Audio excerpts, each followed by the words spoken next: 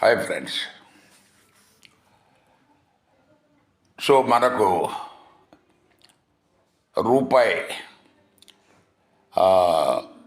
ఈ డాలర్ కన్వర్షన్లో 90 రూపాయలు దాటిపోయింది. సో మోడీ గారు మనకు 2014లో ఛార్జ్ తీసుకున్నప్పుడు అంతకు ముందున్న ప్రభుత్వం ఇతనికి దగ్గర 60 రూపాయలు 66 రూపాయలు పాయింట్లు వాళ్ళు హ్యాండ్ ఓవర్ చేశారు.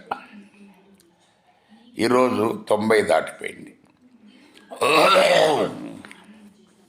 సరే, ఇది ఆందోళన కలిగిస్తుందని చెప్పేసి ఎకనమిస్టులు చెప్తున్నారు.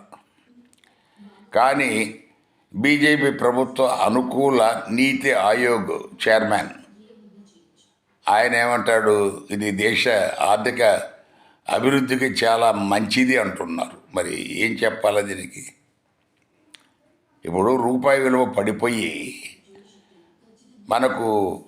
మనం ఫారిన్ ఎక్స్చేంజ్లో ఎక్కువ రూపాయలు పే చేయటం ఒక వస్తువుకు అంతకుముందు $50 మనకు 4,000 పే చేసేది ఇప్పుడు మనకు 90 అంటే 720 పే చేయాలి. అట్లా మనకు ఏదేమైనా కూడా ఇది మనకు దీన్ని ఎక్కడో చోట సరిదిద్దాల. ఈ రిజర్వ్ బ్యాంక్ వాళ్ళు ఏమి దీని గురించి మాట్లాడరు.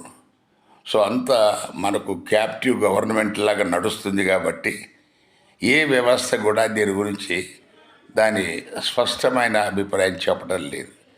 మేధావులు మనకు ఎకనమిస్టులే చెప్పాలి. Thank you.